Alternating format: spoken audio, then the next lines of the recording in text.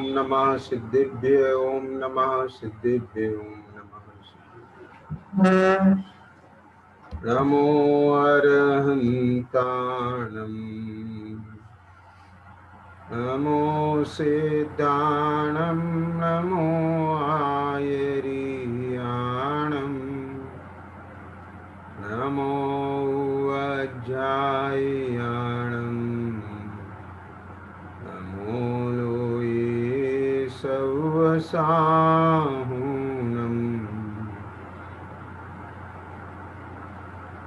तीन भुवन में सार वीतराग विज्ञानता शिव स्वरूप शिवकार नमः त्रियोग समान।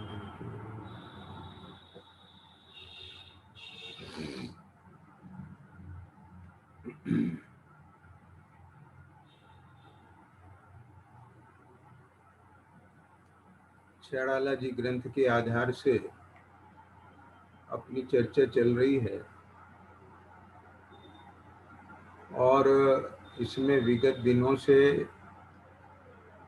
ग्रहित मिथ्या दर्शन के संदर्भ में चर्चा हुई कि कुदेव कुगुरु कुधर्म अर्थात जिनमें देवपना नहीं है, गुरुपना नहीं है और जो धर्म का स्वरूप नहीं है, उसे देव गुरु धर्म मानना यह ग्रहित मिथ्या दर्शन है। उसके स्वरूप में जो विपरीतता, विपरीत स्वरूप को जो इसने देव गुरु धर्म के रूप में माना, उसका सेवन किया, तो ये जो इसकी जो ये नए रूप में नाना प्रकार से उनका रूप प्रकार स्वरूप को अपनी मान्यता में स्थापित करना एक ग्रहित मिथ्या श्रद्धान, मिथ्या दर्शन है। और नाना प्रकार से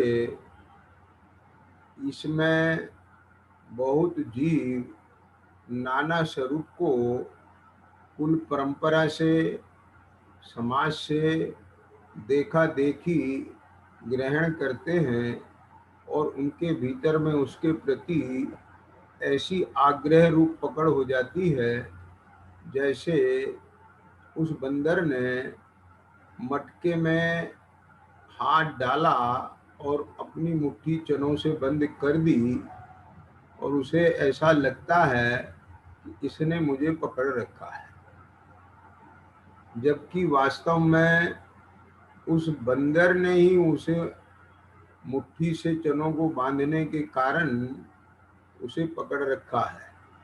वो उसे खोल दे तो उसका हाथ बाहर आ जाए। तो इस ग्रहित मिथ्यात्व संबंधी मान्यता को छोड़ पाना अग्रहित के सापेक्ष बहुत सरल है, ये इसने ही पकड़ रखा है। लेकिन जब थोड़ा भी तर्क युक्ति से ये जीव विचार करता है तो इसके ज्ञान में ये आ सकता है, अरे ये व्याप्ति नहीं बैठती और इस प्रकार से ये तो हमारी मान्यता में ही विपरीत है। लेकिन तो भी देह में एकत्व बुद्धि होने के कारण करी करे देह में निज पिछान, देह में एकत्व बुद्धि होने के कारण जिस कुल में जन्मता है उस कुल से भी उसका एकत्व स्थापित हो जाता है। और कुल से एकत्व स्थापित होने के कारण जो वहाँ की मान्यताएं और परंपराएं हैं उनको यह जीव छोड़ने तैयार नहीं होता।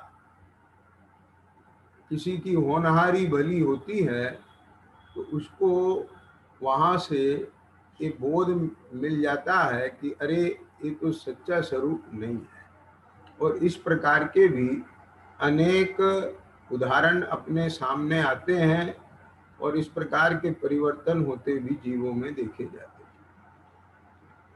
तो इस प्रकार से मिथ्या दर्शन के संबंध में यहाँ 12 नंबर तक छैड़ाला जी की दूसरी ढाल में कविवर पंडित दौलत राम जी साहब ने ये चर्चा की है, जिसके आधार से अपन ने इसका विशेष मंथन किया। अब गृहीत मिथ्या ज्ञान का लक्षण 13वें नंबर के छंद में बताते हैं। एकांतवाद दूषित समस्त विषयादिक पोषक अप्रशस्त रागे कुमतन कृत श्रुत अभ्यास सो है कुबोध बहुदेन त्रास। यहाँ इस छंद में थोड़ा सा संशोधन किया है, ये रागादि कुमतन कृत लिख दिया गया है ताकि किसी प्रकार का कोई किसी को इसमें विसंवाद नहीं बन जाए, इसलिए इसमें थोड़ा सा परिवर्तन किया है और कहीं कहीं अन्य नाम से भी ये छंद मिलता है। खैर, अपने को नाम से कोई इसमें विशेष पकड़ नहीं करना है, अपने को जो भाव ख्याल में लेना है। तो इस 13वें छंद का जो भाव है वो ये है कि जो एकांतवाद है, यानी जहाँ एकांत रूप से कथन करने की दूषित यानी मिथ्या, विपरीत और 5 इंद्रियों के विषयों को पोषण करने वाली अप्रशस्त माने पाप रूप ऐसे समस्त रागी मोही जीवों के द्वारा रचित जितना भी लिखा गया स्वरूप है,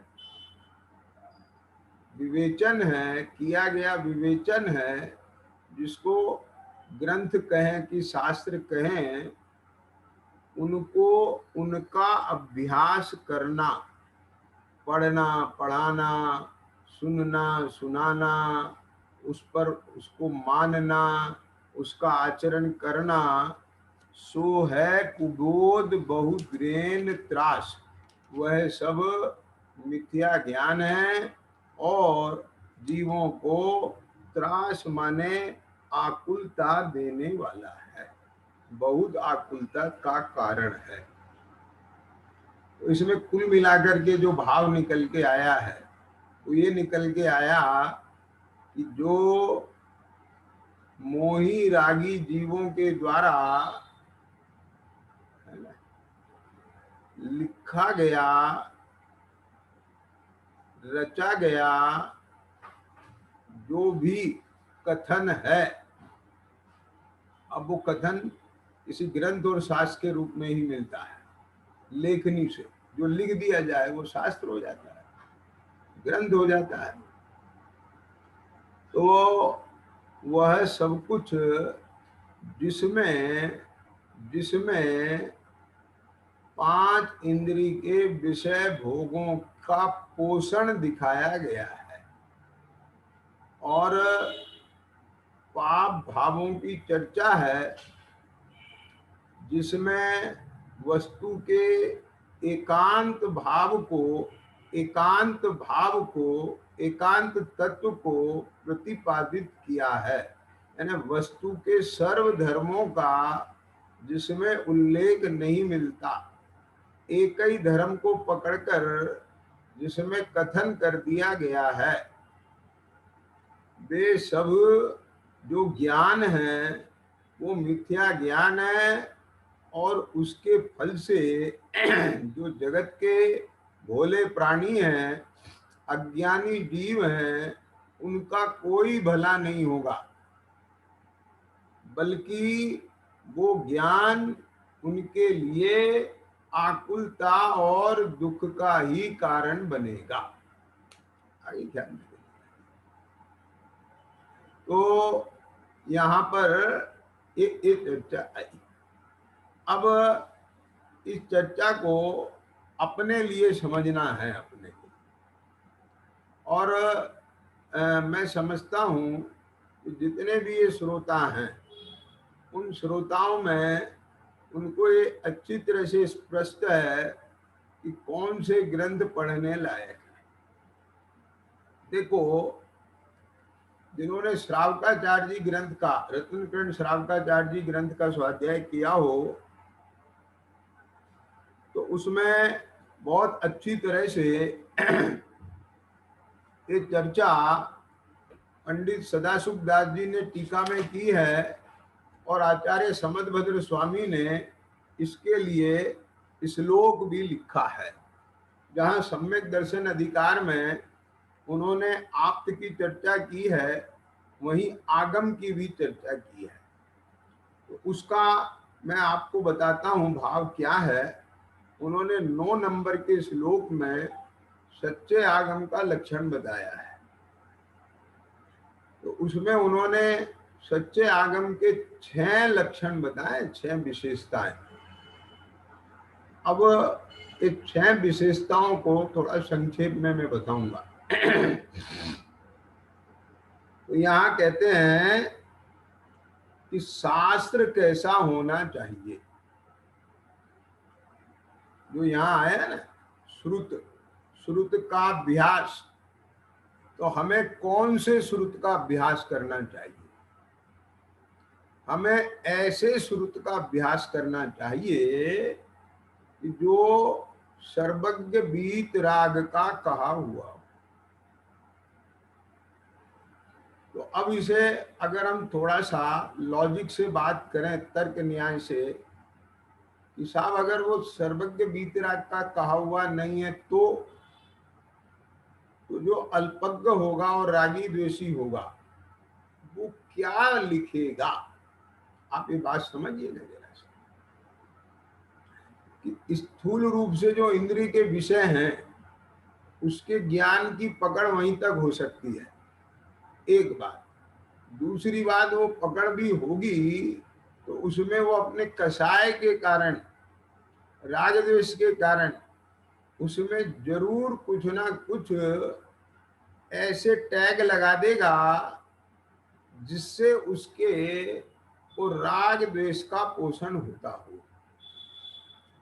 लौकिक में भी आप देखते हैं कि जिनको, जैसे मंत्री होते हैं, सरकार होती हैं, वो ही सब नियम कानून पारित करते हैं जो उनके एजेंडे में, और जो उनके मतलब कहना चाहिए कि उनकी पार्टी के जो उस प्रकार से जो उनकी रीति नीति होती है, उसको ख्याल में रख के बनाए जाते हैं। हर व्यक्ति कहीं भी कोई कथन करेगा तो उसे, वो 4 लोगों के बीच में भी कहीं कोई चर्चा चल रही होगी, तो हर व्यक्ति अपनी बात को ही पुष्ट करने की चेष्टा करता है। जो जैसी उसकी सोच है, जैसी उसकी रुचि है, जिसे वो अच्छा समझता है, जिसे नहीं समझता उसकी काट करता है, ये सब देखने में आता है। तो प्राय जितने भी रागी द्वेषी जीव होते हैं, उनके द्वारा कभी भी यथार्थ प्रतिपादन संभव नहीं हो सकता। और मोही की तो बात ही क्या करें। मोही जीव माने जो दर्शन मोह से ग्रसित है। जैसा वस्तु का स्वरूप है वैसा तो उसे भाषित ही नहीं होता है। अब जब स्वयं को ही वो भाषित नहीं होता है, तो उस पर लेखनी कैसे चलेगी उसकी यथार्थ स्वरूप पर? तो यथार्थ स्वरूप पर उसकी लेखनी चलेगी ही नहीं। तो इसलिए पहला पॉइंट ये बताया आचार्य समदभद्र स्वामी ने कि वीतराग सर्वज्ञ के द्वारा कहा हुआ होना चाहिए। तो सर्वज्ञ कौन होते हैं? जो वीतरागी हो। बिना वीतरागता के सर्वज्ञता आती नहीं है।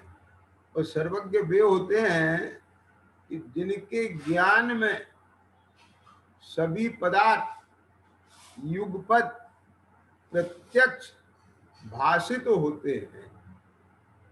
परोक्ष रूप से नहीं जानते केवली सर्वज्ञ, प्रत्यक्ष जानते हैं, रूपी अरूपी सबको जानते हैं। ख्याल में आया ना? तो इसलिए जितना भी निरूपण और कथन वीतरागी सर्वज्ञ के द्वारा कहा हुआ होगा वो निश्चित रूप से यथार्थ होगा। और यथार्थ का ज्ञान हुए बिना, यथार्थ का ज्ञान हुए बिना जीवन में कभी न्याय नहीं होता।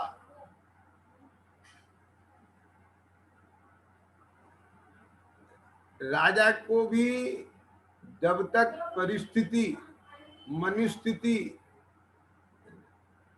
और क्या घटना घटी है इत्यादि सब का यथार्थ ज्ञान हो जाएगा, तभी तो वो निर्णय दे पाएगा ना। और एक और बात है कि राजा को पक्षपात नहीं होना चाहिए। अर्थात जिस समय राजा अथवा न्यायाधीश न्याय करे, जजमेंट देवे, निर्णय देवे, उस समय उसे किसी के प्रति भी कोई राग द्वेष नहीं होना चाहिए। ये तो अपन देखते ही है ना मोटे रूप में। अगर न्याय करने वाले के राग द्वेष है तो वहां न्याय नहीं हो पाएगा। और राग द्वेष नहीं है और उसे यथार्थ का ज्ञान नहीं है, दो सामने पार्टी है, उसे दोनों से कुछ लेना देना नहीं है। वीतरागी नहीं है वो, लेकिन दोनों से कुछ लेना देना नहीं है, उसके लिए दोनों इक्वल हैं। लेकिन यथार्थ का ज्ञान नहीं है तो भी न्याय नहीं कर पाएगा। और यथार्थ का ज्ञान भी है लेकिन वहां उसको राग द्वेष उत्पन्न हो जाए। जैसे राजा वसु, उसे पता था कि गुरुजी ने क्या अर्थ पढ़ाया था, कि अज का अर्थ क्या होता है, लेकिन वो गुरु माता के वचन के कारण तो अब उसने न्याय सही नहीं दिया ना, तो क्या हुआ वहां पर? तो इसका अर्थ क्या हो गया कि यथार्थ का ज्ञान हो और उसे कोई भी किसी प्रकार का पक्ष विपक्ष नहीं। ये कितनी बढ़िया बात है। इस बात को इस दुनिया में कौन स्वीकार नहीं करेगा? आप बताइए मुझे। यानी कॉपी जांचने वाला एग्जामिनर यदि सर्व का ज्ञाता नहीं है तो वो जांचेगा क्या? और जांचते हुए उसको यदि कोई पक्षपात है तो सही नंबर देगा कैसे? अब बात समझ गए ना? बस तो इसलिए ये बिल्कुल बात व्यवस्थित है, तर्क से, युक्ति से, न्याय से, हर चीज से ये बात कसौटी पर खरी उतरती है कि कोई भी स्वरूप का प्रतिपादन, कोई भी हित की बात, अहित की बात, यानी किसी भी रूप में जीव अजीव की बात, सुख और दुख के होने का स्वरूप है। इस प्रकार से अगर कहें 6 द्रव्य 7 तत्व, हे गे उपादे, जितना भी प्रयोजन भूत मामला है, इस सब के बारे में वही प्रतिपादन सही कर सकता है जो पहले नंबर पे वीतरागी और सर्वज्ञ। दूसरी बात वहां उन्होंने कही है कि किसी भी वादी प्रतिवादी द्वारा उल्लंघन नहीं किया जा सके। यानी वो जो विवक्षाएं हैं, जो कथन है, वो बिल्कुल कटना नहीं चाहिए। क्या आप समझे ना? अगर सामने वाले ने बात काट दी तो बात क्या रह गया? जजमेंट कैसा होना चाहिए, न्याय कैसा होना चाहिए कि आपने उसे चैलेंज दे दिया और फिर वो ऊपर जाकर के वो जजमेंट खारिज हो गया, तो फिर ऐसे जजमेंट का फायदा क्या है? आप समझे ना? अगर बिल्कुल कानूनन रूप से वो यथार्थ है, सम्यक है, न्यायोचित है, वस्तु का जो स्वरूप है वैसा है, तो वो उसे कोई उल्लंघन नहीं कर सकता। ये यहां से ये बात निकल के आ जाती है। आप समझिए ना? जैसे मैं बीच में एक बात कहता हूं, अभी बाद में लूंगा ये सब, कि अब बोलो, एक घटना आती थी कि बचपन में जब वर्धमान कुमार अब नंदा व्रत महल में थे ना, तो बालक आए, तो उन्होंने पूछा कि कुमार कहाँ है? नीचे। तो उनका ऊपर है। तो वे सबसे ऊपर चले गए, तो ऊपर गए तो वहां पूछा कहाँ है? कि नीचे है। अब वो बीच में थे, तो अब बोले भाई, तो उनने कहा कि दोनों ने सही कहा कि जो मेरे से नीचे के मंजिल में था उसके लिए मैं ऊपर हूं, और जो मेरे से ऊपर वाली मंजिल में है उसके लिए नीचे हूं। ऐसी ऐसी बातें खेल खेल में वो लोगों को अनेकांत शायद बात पढ़ा देते हैं। आप समझिए ना? तो अब बोलो, दोनों के कथन सही हो गए। अब एक व्यक्ति है, तो उसे कहा गया ये पिता है। उसने ने कहा क्यों, मामा नहीं है? अब समझिए ना? तो इनने कहा स्यात पिता है। तो स्यात पिता है, इसे काट के बताओ। यानी किसी अपेक्षा से पिता है। आप समझ गए ना? तो अब इसमें वो कहेगा मामा नहीं है क्या? बोले हम कब निषेध कर रहे हैं? हमने कब कहा कि मामा नहीं है? हमने तो ये कहा ये किसी अपेक्षा से पिता है, यानी पुत्र की अपेक्षा से पिता है। अब इसे काटो आप।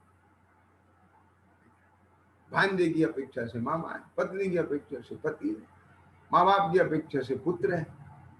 बात समझ? उसमें अनेक धर्म है। तो कोई भी कथन, क्योंकि वस्तु में अनेक धर्म है, अब वो किसकी अपेक्षा से क्या है, जिसको सर्वांग ज्ञान होगा वो ही उसका सापेक्षिक कथन कर पाएगा, और जिसको सर्व पूरे वस्तु के पूरे स्वरूप का, सर्व धर्मों का ज्ञान नहीं होगा, तो वो कोई धर्म को पकड़ेगा और कोई धर्म को छोड़ेगा। तो उसके उस बात को लेकर के दूसरा वाला उसके उस का खंडन करेगा, उल्लंघन करेगा। लेकिन जहां सर्वांग होगा और अपेक्षा और आशय भी स्पष्ट कर दी जाएगी, तो उसे फिर कोई काटने वाला नहीं। आप बात समझिए? अब मैं साथ साथ बता देता हूं, नहीं समय ज्यादा लगेगा। इसमें अपन जो भी स्वाध्याय करते हैं, ये तो अंदर में बैठा है, ये सब सर्वज्ञ प्रणीत है। अब ये सब ग्रंथों में लिखा है, आचार्यों ने लिखा है। लेकिन एक चीज मैं बता दूं, यहाँ भी काल दोष से बीच बीच में ऐसे जीव हुए हैं जिन्होंने स्वयं को यति, साधु, आचार्य ये नाम दिया और उन ग्रंथों की रचना की अपने अभिप्राय के अनुसार, और उन्हें सर्वज्ञ के द्वारा प्रणीत बताया। बात समझिए? ये सब सर्वज्ञ के द्वारा कहा हुआ है। तो आप पहले पॉइंट पे तो बोले साहब ये भी सर्वज्ञ के द्वारा कहा हुआ है, ये भी सर्वज्ञ के द्वारा कहा हुआ है, ये भी सर्वज्ञ के द्वारा कहा हुआ है। अब आज समझ गए कि नहीं? तो अब कैसे नक्की करें? ये बहुत इंपॉर्टेंट बात है। आज यही तो होता है कि बस ठप्पा लग जाना चाहिए। ये ठप्पा लग गया बाहर, फिर जैनाचार्यों के द्वारा कहा है। अरे बीच बीच में मालूम है तुम्हें, यहाँ भी अनेक प्रकार के मत मतांतर बने। हाँ, क्या समझ में आ गया? समय समय पर क्या कहा, श्वेतांबर संघ, गोपृच्छ संघ, ख्याल में आया, यापनीय संघ, द्राविड़ संघ, लिपिच्छक संघ, ये सब बने हैं, बीच बीच में निकलते गए। अब सबने जो है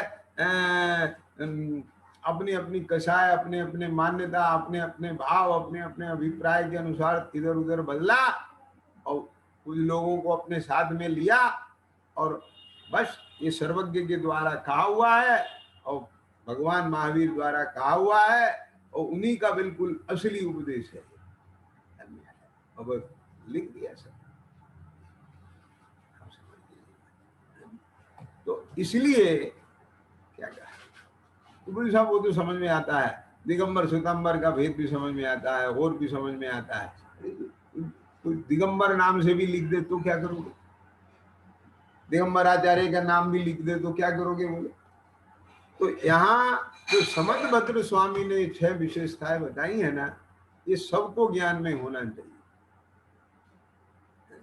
और आप इसके लिए श्रावकाचार्य जी से विशेष अभ्यास कर लेना। 9 नंबर का श्लोक है ना। वैसे मैं उसकी थीम बता ही रहा हूं यहाँ आपको। तो अब अपन तो देखने गए नहीं ना, किसी ने लिख दिया बाहर, ये वीतराग सर्वज्ञ के द्वारा कहा हुआ है। तो अपन तो देखने नहीं जा सकते कि भगवान महावीर ने यही कहा था कि नहीं कहा था, वीतरागी सर्वज्ञ की वाणी है। कम से कम इतना हो, ये जो वीतराग सर्वज्ञता का ही जहां पर स्थापना नहीं है तो वो तो समझ में आ जाएगा। लेकिन अगर कोई कहता है तो उसमें आगे के पॉइंट भी उस पर खरे उतरना चाहिए।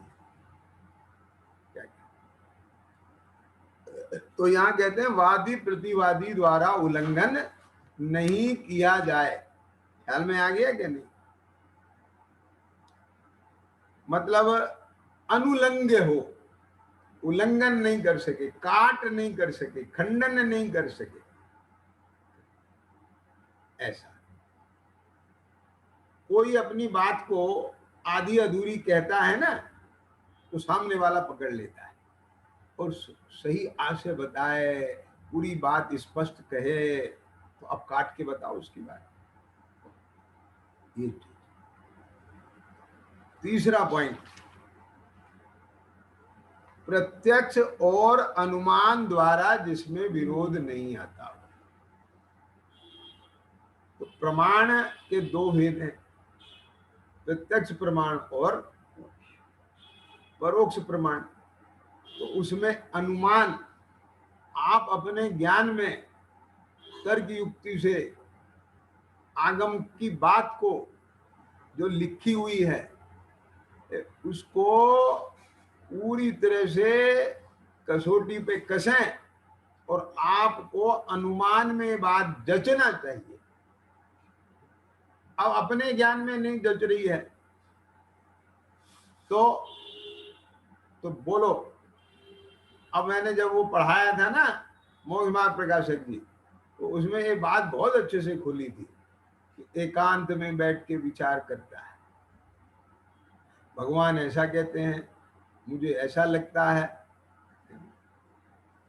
इसमें प्रबल युक्ति कौन सी है, सबल युक्ति कौन सी है, निर्बल युक्ति कौन सी है, सही क्या है, गलत क्या है, उसकी परीक्षा करता है।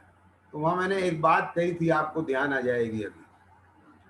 वहां ये बात कही थी कि उसको भगवान ने जो कहा है उस पर शंका नहीं है, क्या क्या, बल्कि उसको अपने आप पर है कि मुझे ऐसा भाषित होता है। और भगवान ऐसा कहते हैं। तो जब तक जैसा भगवान कहते हैं वैसा मुझे नहीं भाषित हो जाए तब तक विचार करता है। अब यहां समझना जरा बात, क्योंकि जब तक आपको नहीं जचे तब तक आपको मानना नहीं है और उस पर अविश्वास भी नहीं करना है। आप समझे ना? तो इसका मतलब क्या हुआ कि सर्वज्ञ के द्वारा कहा हुआ है, ये बाहर ग्रंथ पर देखा आपने और बस जो लिखा है सब प्रमाण है, तो आंख मूंद करके गटागट कर दिया, तो वहां वो दोष आ जाएगा। हो सकता है वो कुश्रुत हो, इसमें आया ना कुश्रुत अभ्यास। हालांकि यहाँ स्थूल रूप से ये तो रागी द्वेषी कुमति द्वारा लिखी गई बातों की बात है, लेकिन इसमें बीच में मैं वो भी ला रहा हूं कि जो सर्वज्ञ वीतराग के नाम से लिखा गया है, ख्याल में आ गया ना? तो उसमें भी जब आप खूब अच्छी तरह से उसे कसेंगे तो आपको वो सारी चीजें ख्याल में आ जाएंगी कि जैसे समम शरण में जो वीतरागी सर्वज्ञ हैं वे कवलाहार कैसे कर सकते हैं, ये बात नहीं जचती। बात समझिए ना? किसी के दूसरे के गर्भ में आके भगवान किसी दूसरी जगह जन्म ले, ये बात जचती नहीं। तो ऐसी चीजें आपको ये सोचने पे मजबूर करेगी कि ये प्रमाणित नहीं लगता। आगे बात है। तो मतलब कहने का ये है कि उसमें ये 6 पॉइंट आप लगा के देखेंगे तो आपको ये जच जाएगा ये प्रमाणित है या नहीं है। यानी पूर्व परंपरा से सर्व आचार्यों से ये चीज मेल खाती है कि नहीं खाती। अब आचार्य के नाम से लिख दिया गया, अब एक ही नाम के अनेक हुए हैं आचार्य, अब कौन से वाले आचार्य, बात समझ ली? अब जिन सेनाचार्य, अब कौन से जिन सेनाचार्य, ये भी तो देखना पड़ेगा ना। तो मेरा मतलब कहने का आप समझ गए। तो अब देखो क्या कहते हैं मैं बीच में ला रहा हूं ये बात अपने प्रयोजन के लिए। तो 2 पॉइंट आ गए भैया, वादी प्रति द्वारा उल्लंघन नहीं हो और प्रत्यक्ष और अनुमान से जिसमें विरोध नहीं आए। तीसरा लक्षण बताया उन्होंने, जैसा वस्तु का स्वरूप है वैसा कथन उपदेश करने वाला। अब वस्तु का स्वभाव धर्म है, तो अब इसमें देखना पड़ेगा भाई। अब आप कहेंगे कि साहब हमको तो पता हो तो फिर हम काहे को पढ़ें। तो अब ये कैसे जांचेंगे कि वस्तु का स्वरूप क्या है, आप समझिए। तो जहां पर उद्गल को जीव बताया और चेत जीव को जड़ बता दिया, आप समझिए। तो ये तो प्रत्यक्ष ही समझ में आता है ना।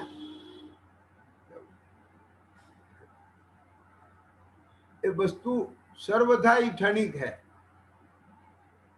सर्वथा ही नित्य है, सर्वथा ही शुद्ध है, सर्वथा ही अशुद्ध है। ऐसी बातें आती हैं तो प्रत्यक्ष दिखती है ना।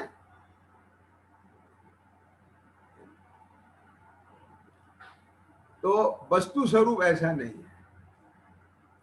तो जो वस्तु स्वरूप है उसका कथन होना चाहिए, सर्व जीवों को हितरूप हो।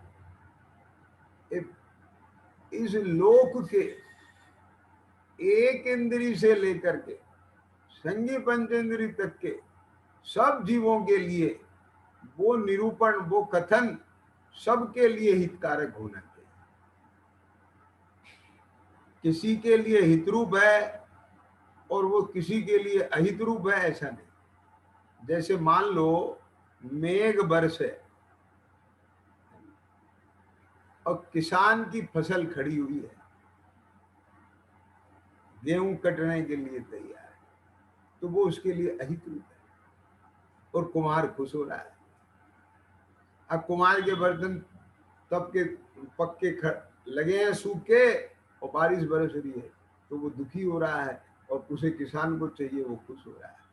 तो वहां भेद आ सकता है, एक के लिए हित रूप अहित रूप। लेकिन जब ज्ञान की वर्षा होती है, ज्ञान रूप में एक बरसता है, तो वो लोक के किसी प्राणी के लिए अहित रूप है। सब प्राणी के लिए हित रूप है। तो एक चीज भी इसमें पॉइंट आउट करने वाली है, ख्याल में है कि सर्व जीवों के लिए हित रूप होना चाहिए। ख्याल में आ गया? ऐसा उपदेश किया जाए। अब देखो, पंडित टोडरमल जी साहब ने 8वें अधिकार में ये सब बातें ली। उपदेश का स्वरूप मान लिया ना कि ऐसा उपकार तो तीर्थंकर आदि भी करे हैं। ख्याल में आ गया? और वहां फिर आगे लिया उन्होंने कि जो जीव संगी पंचेंद्री हैं वो ये उपदेश समझ सकते हैं, उनके लिए तो सीधा हित रूप है। और जो असंगी पंचेंद्री तक के जीव हैं वे तो नहीं समझ सकते। अब उनके लिए हित रूप कैसे है कि उन जीवों को ये बताकर कि यहाँ भी जीव है, इनमें भी जीवन है, इन्हें भी अपना जीवन प्रिय है, ये भी दुख नहीं चाहते हैं, कष्ट नहीं चाहते हैं, तो उन्हें वो उपदेश दिया और इस प्रकार उनका भी भला किया। आवाज समझिए? और असली बात बताइए कि दुख का कारण मोह राग द्वेष है। अब बोलो वो कौन से प्राणी के लिए नहीं? बात समझेंगे?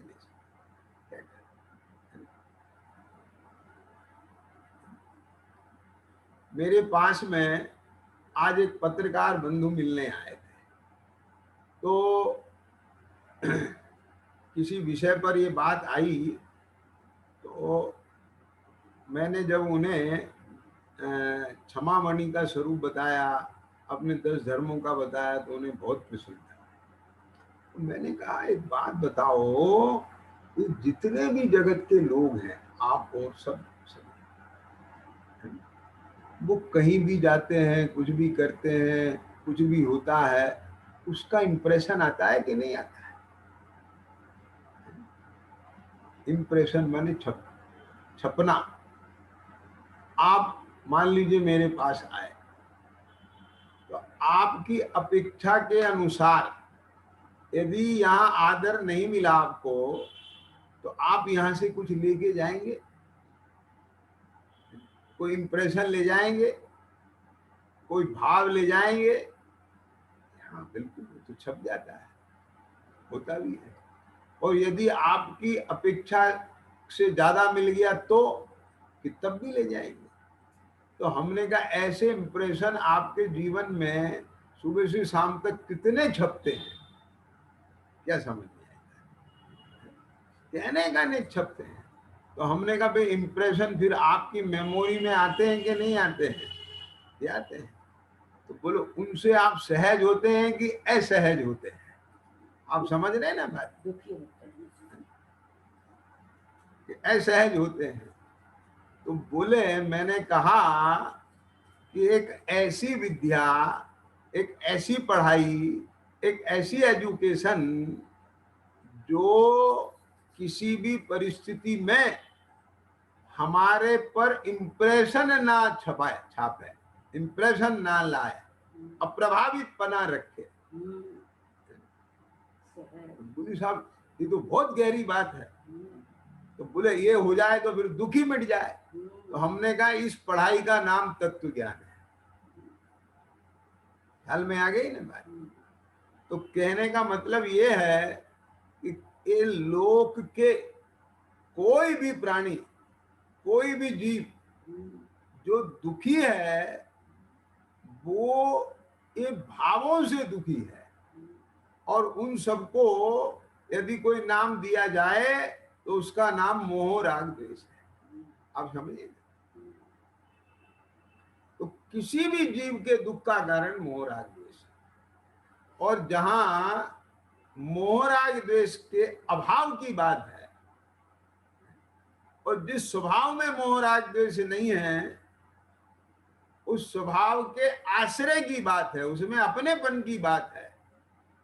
ये राग मात्र हे है, राग रहित जो अपना स्वभाव है ज्ञान दर्शन उपयोग में, वो उपादेय है, आश्रय करने लायक है। ये मूल मुद्दे की बात जहां नहीं है तो वो जीव के हित रूप कैसे हो सकता है? आप समझिए, ऐसा ही नहीं है कि जीव तो अमर है, अजर है, मरता ही नहीं है। तो फिर जैसे भस्म को मसल देने से हिंसा नहीं होती, ऐसे जीव की को मसल देने से, मनुष्य को मसल देने से, है ना, इन जीवों की चटनी बना देने से तो फिर हिंसा कैसे होगी? जीव तो मरता ही नहीं है। लेकिन यहाँ ये भी बताया है कि चैतन्य प्राण है तो 10 प्राण भी है। अब बात समझ गए? यदि जीव देह अलग है तो देह सहित जीव को भी जीव कहा है। अब बात समझ रहे हैं मेरा मतलब क्या है? तो इतना व्यवस्थित रूप से ये जो सारा का सारा स्वरूप का प्रतिपादन है, ये वास्तव में अपने लिए तो हितरूप है ही, दूसरे जीवों के लिए। तो इस प्रकार से ये स्वदया, पर दया ख्याल में आया कि नहीं आया? हिंसा, अहिंसा, राग द्वेष, मोह, मिथ्या दर्शन आदि, सम्यक दर्शन आदि, हे गे उपाधे, ये जो जितना सारा का सारा कर्म फिलॉसफी एक द्रव दूसरे द्रव का करता नहीं है, ये जितने भी सिद्धांत का प्रतिपादन है, ये वास्तव में एक कपोल कल्पित जो छठा पॉइंट है मिथ्या मार्ग का निषेध करने वाला, उन सब का निषेध करता है। प्रत्येक जीव के लिए हितरूप है, हितकारक है, जैसा वस्तु का स्वरूप है, सिद्धांत है, विज्ञान है, उसका प्रतिपादन करने वाला है। और यह कोई भी किसी के द्वारा अकाट्य है, अनुलंग है, और ये सब वीतराग सर्वज्ञ के द्वारा प्रतिपादित। तो ये जो 6 बिंदु बताए हैं ये श्रुत के लक्षण हैं, शास्त्र के लक्षण हैं, और जिनमें ये लक्षण नहीं पाया जाए, अब बात समझ में आया ना? जिसमें ये लक्षण नहीं पाया जाए उसे क्या कहेंगे? कि रागी कुमतनकृत श्रुतभ्यास। अब आगे समझ में आया। फिर घूम फिर के बात वही आती है, तुमने तो अपनी बात बड़ी कर ली है, इसमें अपने पराई की बात ही नहीं है ना। अब कोई आदमी ये कहे कि साहब आपका कथन सही नहीं है, आप 2 और 2 5 कह रहे हो, आप 2 और 2 10 कह रहे हो, आप 2 और 2 8 कह रहे हो, आपका कथन सही नहीं है, 2 और 2 4 सही है। बोले वाह, आपको तो अपनी बात सही कहना है ना। अब इसमें अपनी और पराई की बात है ही नहीं ना, ये हमारी बात नहीं है, ये तो प्राकृतिक बात है, नेचुरल है, वस्तु का स्वरूप है ऐसा, ये सिद्धांत है, तथ्य है, ये फैक्ट है, ये इसे बदला नहीं जा सकता। ध्यान में आ गया? तो इस प्रकार से अगर आपके हाथ में हाथी की सूंड आ गई है तो आपने उस सूंड को ही हाथी मान लिया, तो वो सूंड हाथी नहीं हो जाएगी। यद्यपि वो सूंड हाथी का एक अंग है, लेकिन एक अंग अपने आप में पूरा हाथी नहीं है।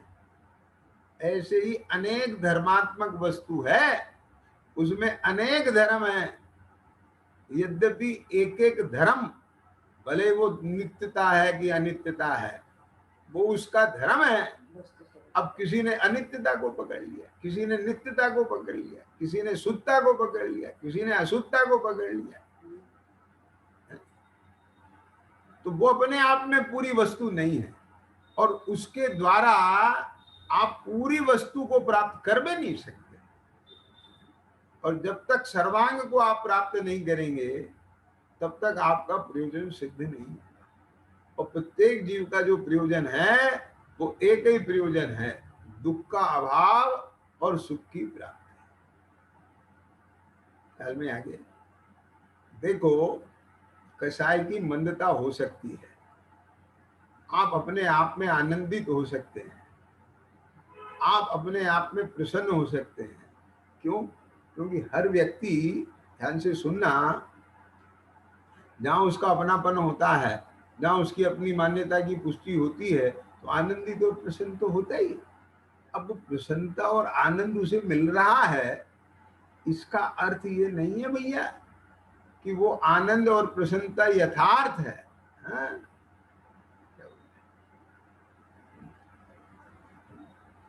किसी अज्ञानी के हाथ में 2000 का नकली नोट आ जाए तो भी प्रसन्न हो जाता है, मुझे 2000 रुपये मिल गए। लेकिन वे मार्केट में नहीं चलेंगे। अब कोई अज्ञानी ले भी ले तो समझदार तो नहीं लेगा उसे, बैंक में तो नहीं जा सकता वो।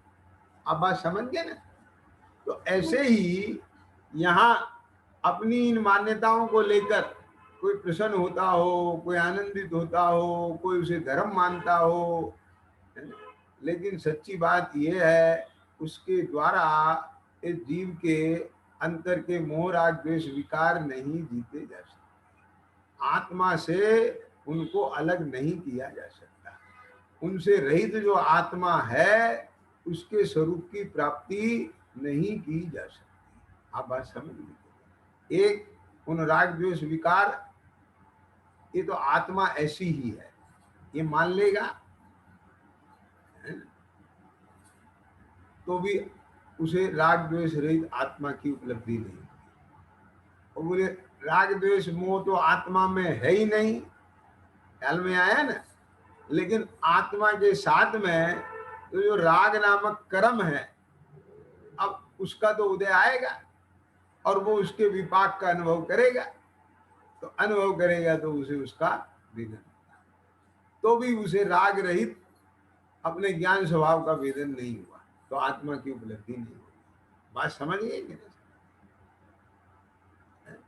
मैं इसको इस रूप में उदाहरण देके कहता हूं कि एक व्यक्ति मैला कपड़ा पहने हुए है, मैली कमीज पहने हुए है। अब उसे कोई सज्जन आदमी रोज मिलता है, वो देखता है कि मैली कुर्ता पहना हुआ है, मैला ही कुर्ता पहना हुआ है। भैया आप मैला कुर्ता क्यों पहनते हो? उसने कहा बाबूजी मेरे पास यही है, मैं क्या करूं? बोले तेरे को मैला कुर्ता, बोले मैला कुर्ता, ये कुर्ता ही ऐसा है मेरा। उसने कहा भाई कुर्ता ऐसा नहीं होता, ये मैल मैला होता है। क्या कहा?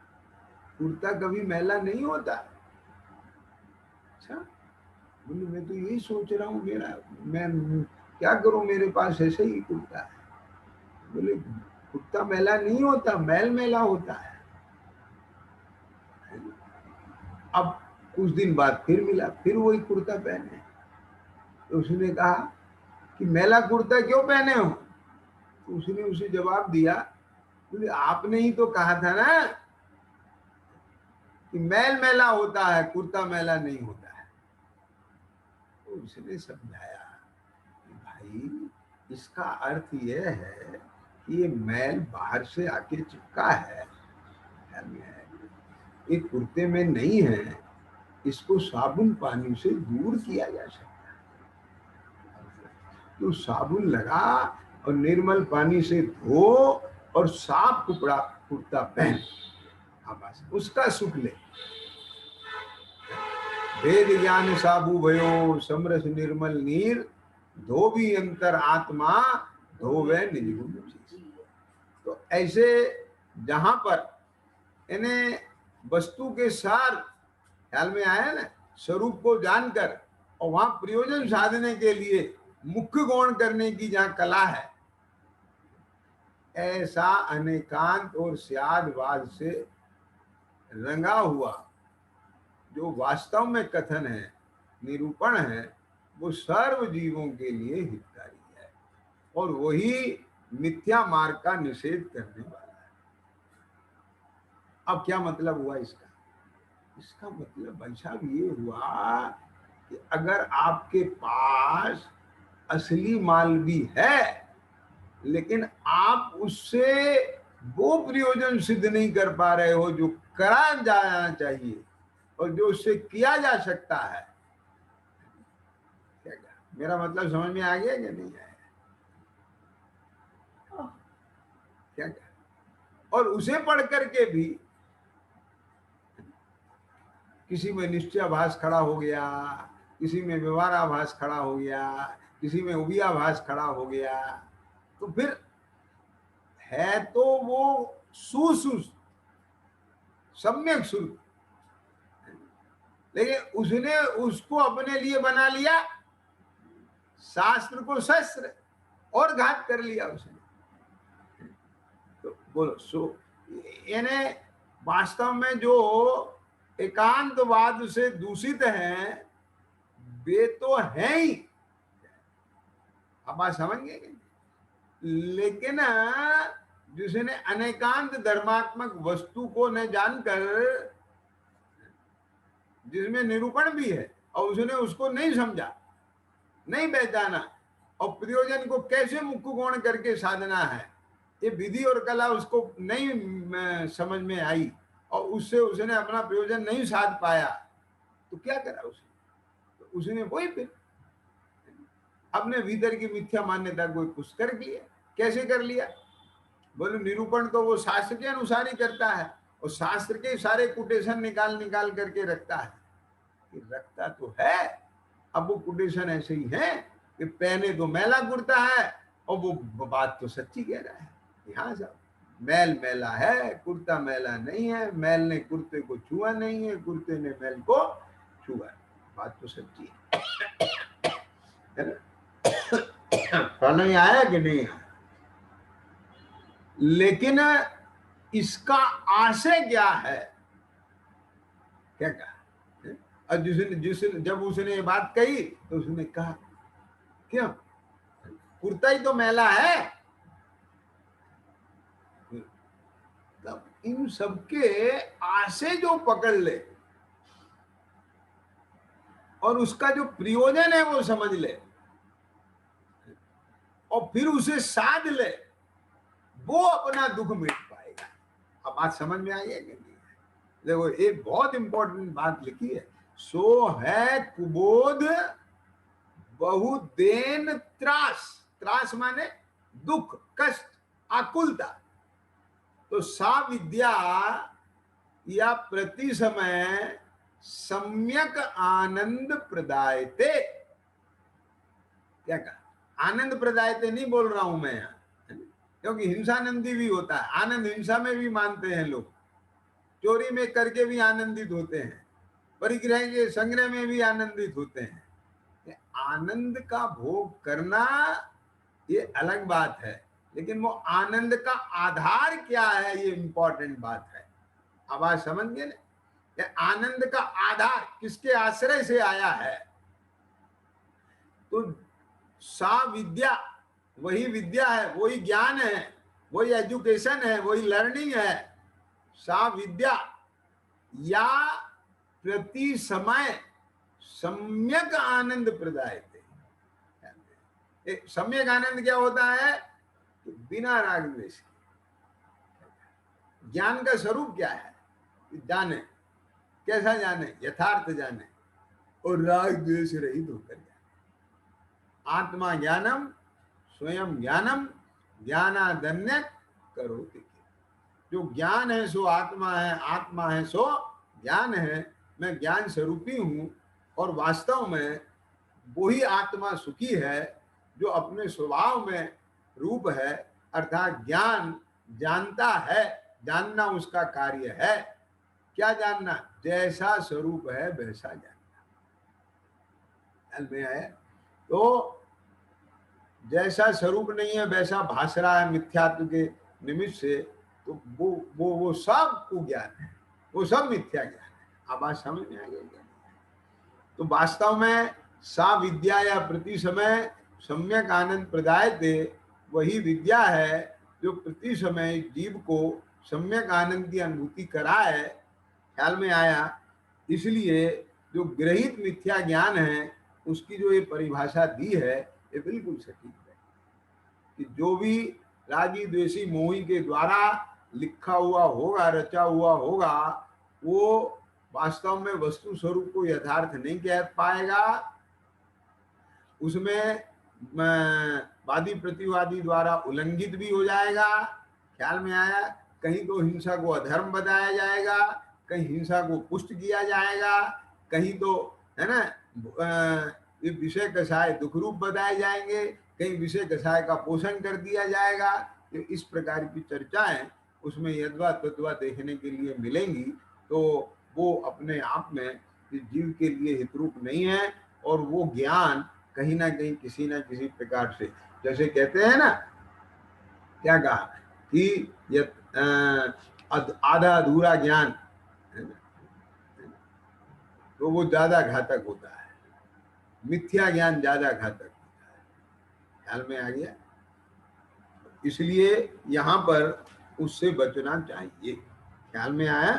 तो ये बात आई 13वें छंद में, एकांतवात दूषित समस्त विषयादिक पोषक अप्रशस्त रागन कुम तनिकृत सुतभ्यास सो है कुबोध बहु देन त्रास।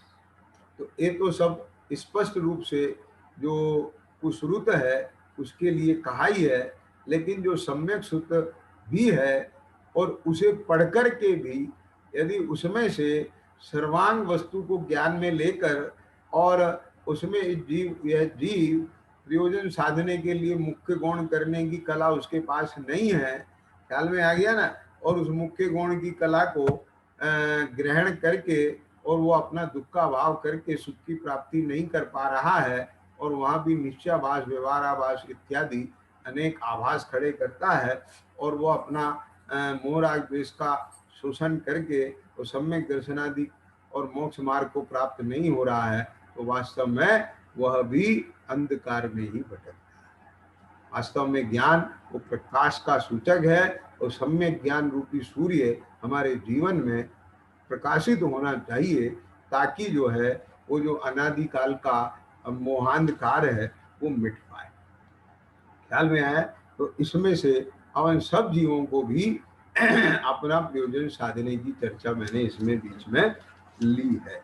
अब अंतिम जो इसका छंद है 14वां, कल उसे लेकर के एक दूसरी ढाल का समापन करेंगे।